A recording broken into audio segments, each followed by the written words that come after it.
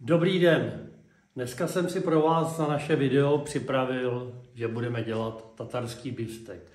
Tatarský biftek je taková věc, která má takovou zvláštní historii, když si se říkalo, že to Mongolové, když dobývali Evropu, takže si to vozili pod sedlem.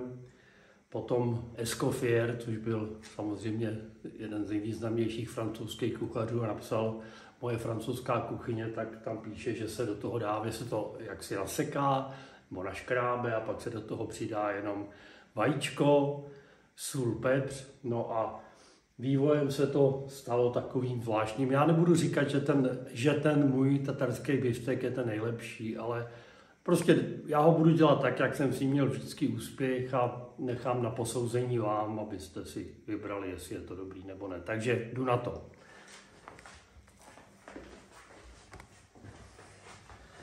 Mám tady 30 deka pravé svíčkové a ještě takhle trošičku takový ty bílý, takhle odřežu ty šlachy.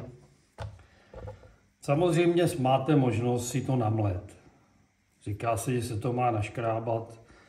Já budu příští rok slavit, když se toho dožiju 60 let a s porákem opravdu si nepamatuju, že by tam někdo škrábal. Takže buď to namelete, anebo se to takhle nakrájí. Vezme se palíčka.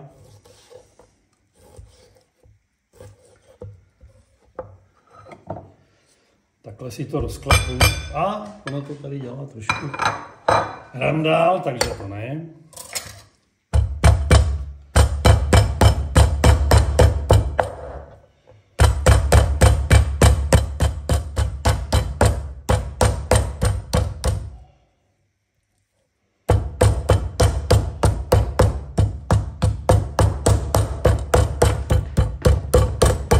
To dám takhle trošičku na sebe, jak to půjde, takhle a zase to naklepu.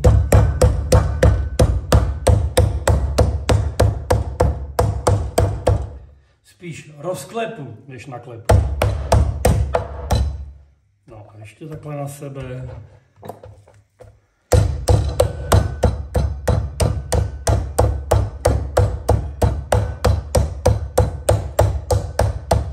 No a vidíte, že tady ten tuk nebo takový ty žilky všelijaký, tak to ještě můžu takhle vyndat.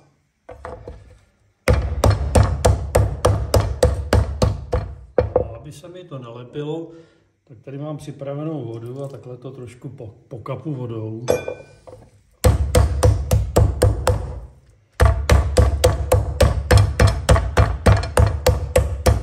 No a zase z toho vyberu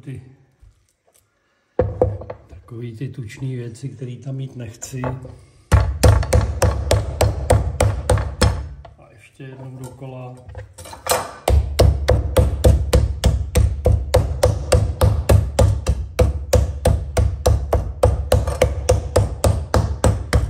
No a zase to takhle můžu vyndat.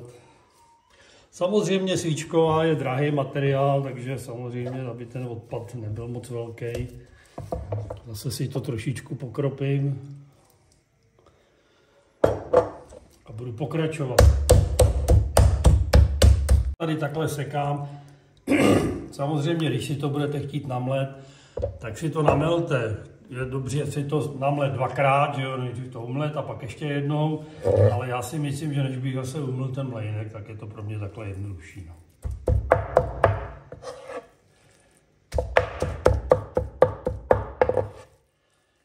Si to vždycky dám na hromádku. No, teď to můžu takhle trošičku protřít hezky.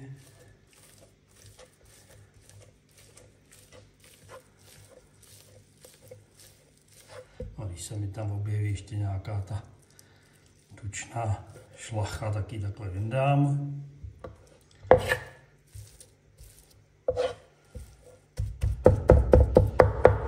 Je vždycky dobrý si to maloučko, ne moc, ale takhle trošičku tam pokapat vodu. Samozřejmě ono je to potom takový lepší. lepší se to seká a vidíte, tady zase mám takový kousek.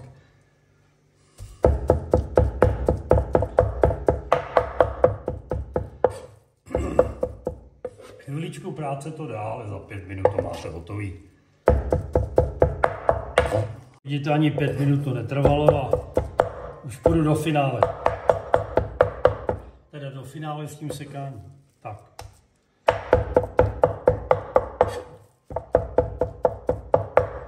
Tak ještě jednou to takhle projedu.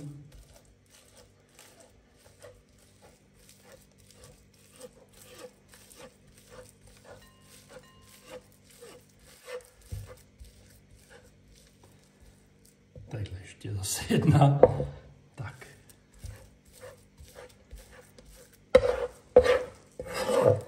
No a já myslím, že už to bude ono. Takhle si to dám do mísy. Tady si udělám trošku pořádek, půjdu si umýt ruce a budeme pokračovat. No a teď teda to už maso už mám připravený a teď si pokud možno co nejjemnějc to nakrájím cibuli. Tohle normálně nedělám, ale v taráku ano. Takže takhle jemně si nakrájím cibulku.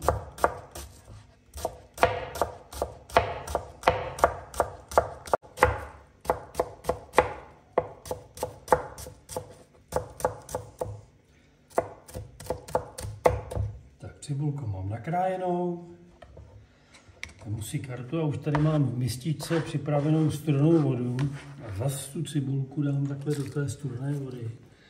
Protože když ten tatarák, jako měl by se samozřejmě jíst pokud možno hned, ale ono někdy to hodinku, 2 postojí, než přijdou hosti a než já nevím co, že jo. Takže ona ta cibule potom, jak si v tom dělá takový ty silice, z toho nevoní úplně dobře, takže já to dělám takhle, že to hezky propláchnu. Mám tady cedníček, takhle si to přecedím. Ta chuť té cibule by tam měla zůstat, ty silice takový čpavý silice jsou asi pryč. Tak, takhle to tam dám, poklepu a budeme pokračovat. Další věc, já si musím, tady mám špatnou přípravu, nemám mističku. Takže takhle tam dám žloutek.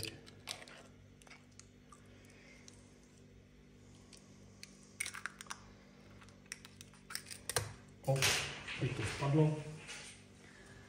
Tak to dám stranou. No a začneme ochucovat. Prosím vás, je to 30 deka masa.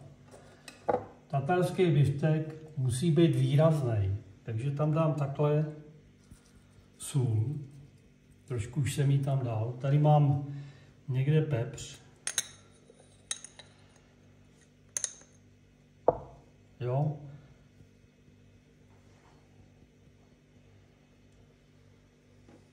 Mám tady papriku.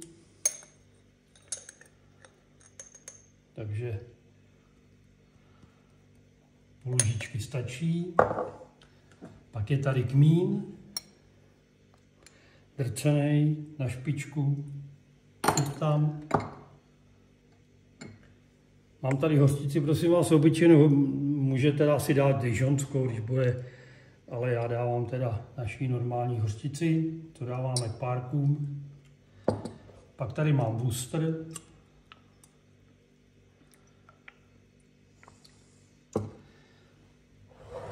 Tady mám kapary. Kapary jsou samozřejmě trošku kyselý, ale u tohohle to nevadí. Takhle, když jich tam nedáte moc, tak oni tomu dají takovou jaksi zvláštní chuť. Tohle bude stačit. No ale musíme je nasekat nájemno, pěkně.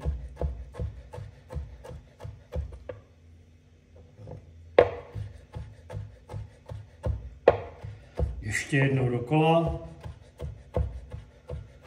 A ještě jednou dokola. Aby to bylo napínavý, tak takhle to tam dám. No a teď tady mám kečup. Ne, ještě ne. Ještě tady mám trošičku takový ty pálivý papriky. Takže ho tam s tím. A mám tady kečup. Já ten kečup dám na žíci, abyste si uměli udělat představu, kolik ho tam asi dám. Takže jeden. Takhle druhý, pěkný 2 žíce. No a teď to zamíchám a budeme chutnat. Já si na to vezmu lepší nástroj.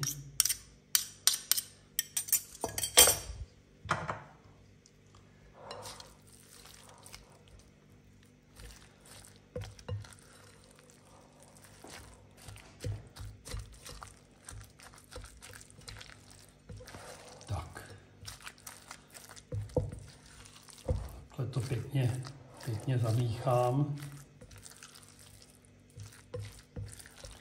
Jo, zase nikam nepospíchám, v klidu, hosti jsou ještě daleko, aby se to pěkně ta sůl a všechno to koření do toho rozpustilo, aby jsme to měli ve všech těch částech toho bifteku. Vidíte, jak nám to krásně přibylo. Měli jsme 30 deka, no, teď už je to, já myslím, že kdybych to zvážil, tak to bude půl kila.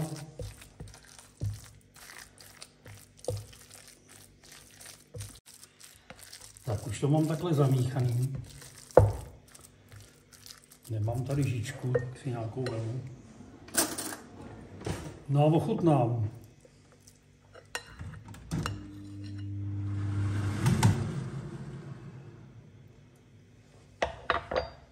No. Člověk se nemá chlubit, ale asi jsem to trefil na první dobrou. Takže to dám do lednice a budeme pokračovat. Tak a další věc, kterou uděláme, mám tady křepelčí vejce. Takže si je dám takhle do vařící vody, ale ne zas moc bublající, tak akorát. Takhle si zapnu stopky a nechám je tam, prosím vás, opravdu 2 minuty. Já musím říct, že je to taková vzpomínka na paní Bedrníčkovou, to byla velmi významná šéfová studené kuchyně v hotelu Alcron a takhle to dělali na nějaký výstavě, ona mi to ukazovala, takže abych si nedělal nějaký zásluhy, to dělám podle ní.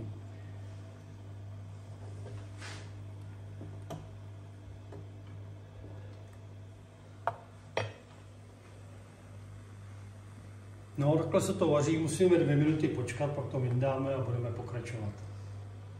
Vidíte, už je tam 41-2 vteřin, jestli je to vidět, nevím. Jo, takhle opravdu si to takhle stopnu, protože ty vajíčka by měla být vevnitř jaksi na hniličku. 2 minuty jsou pryč, takhle to dám do studené vody, chviličku počkám, pak to voloupu. Takže se to pokusím voloupat. Ono to někdy nejde úplně dobře, ale takhle si vemu žičku a takhle tam pod to, jestli jste se někdo díval, jak jsme dělali 3 vejce do skla, tak je to podobný.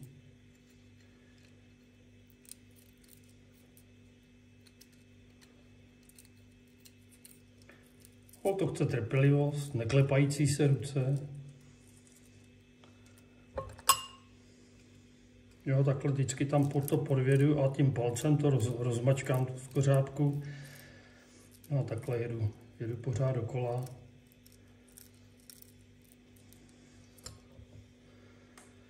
Vidíte, že ty vajíčka jsou hrozně jemný, jsou hrozně takový. Kdybych moc zabral, tak se mi to roztrhne a ten žloudek vyteče, což bych nerad. Takže takhle, jo, a všechny pěkně pomalu voloupu.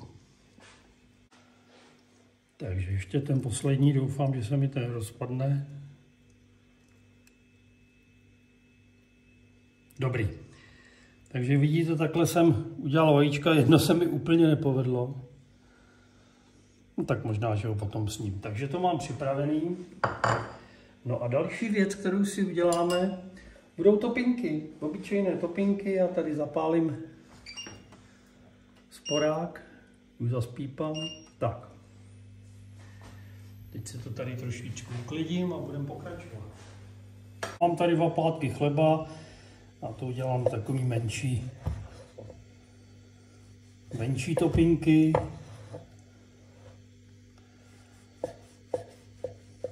Tak mám to připravený, počkám, až se mi rozpálí olej a budeme dělat topinky. Tak jak se dělají topinky, na tom asi není co ukazovat, všichni známe. Tady jsem si připravil tentokrát ten brousek, aby se to trošku odsálo.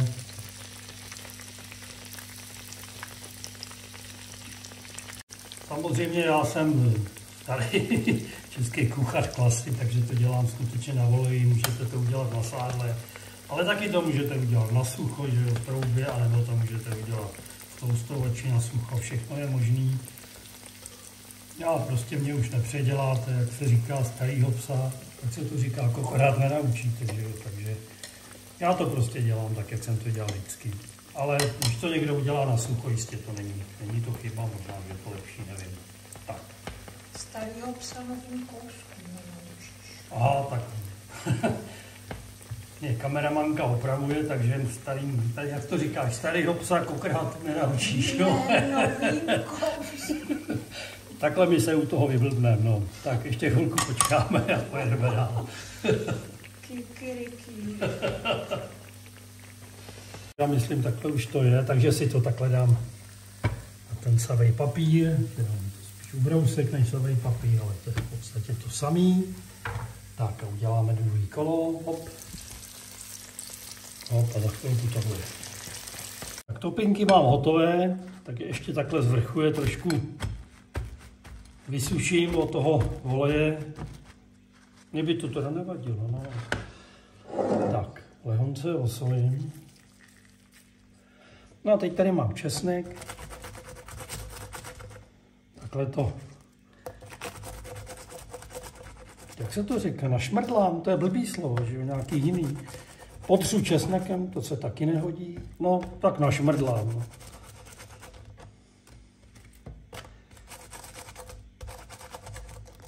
No a teď už tady mám ten tatarský biftek, takže jedna možnost je, že to takhle normálně, klasicky dáte na ty topinky.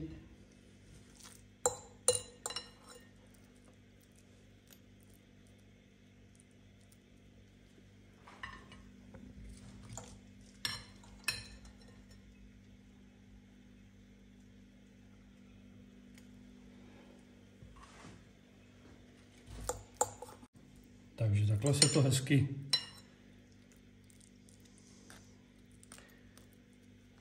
na to může dát. Ještě tady mám jeden, tak ještě jeden.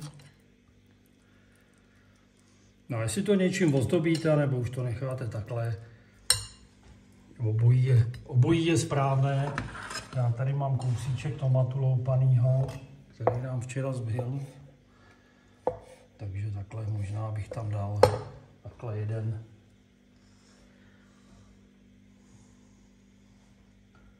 Ale prosím vás, tohle není to, že by to tam muselo být, to už je jenom, že by to bylo trošičku veselější, ale být to tam opravdu nemusí. Tak vidíte, že jsem neodolal, dal jsem tam kousek petrželky, ale opravdu to není nutný. Takže takhle by mohla vypadat jedna varianta. A teď uděláme tu druhou. Takhle si vemu ten tatarský biftek, takhle se ho pokusím hezky upravit.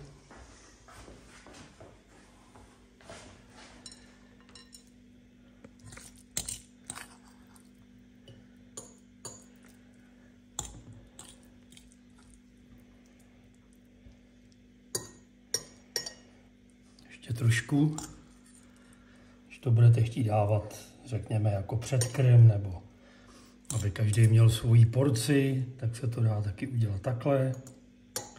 A topinky necháte zvlášť. No, teď si tam udělám takový malinký, jakoby důleček. Do toho dám to vajíčko. Tak. A Další věc, co budu dělat, že si vemu, včera jsem si udělal domácí majonézu. Tak to dám stranu, abych to neschodil, tak. Takhle si dám trošku ty domácí majonézy sem do mističky. No a teď tady mám koňáček. A tím koňáčkem to takhle rozředím.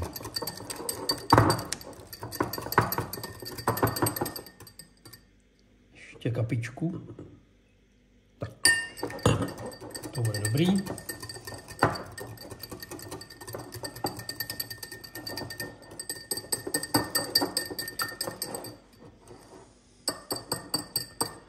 Tak, vemu si žičku.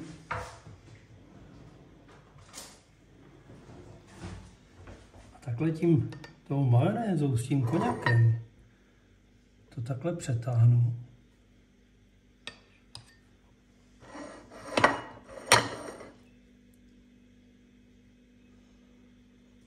Nemělo by to moc stejkat. Jo, aby to bylo jenom na tom vajíčku, pokud možno. Když to trošičku steče, tak to nevadí. Tak. No, aby to bylo ještě veselější.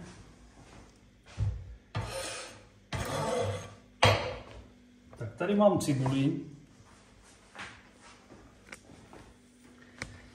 Tu cibuli si nakrájím na takový kolečka, na taková kolečka. Takhle bílou a taky červenou, když už teda jsem se do toho takhle dal. Protože on ten tatarák jako udělat to není zas tak složitý, že když. Ale potom to hezky ozdobit, je to taková výzva, řekněme. Že? Takže to můžete takhle tam udělat takovou fontánku.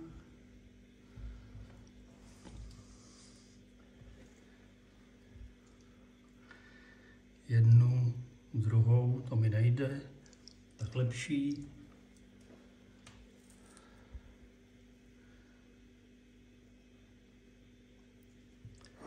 No a taky tu druhou můžeme dát z červený cibule. Takhle jedna.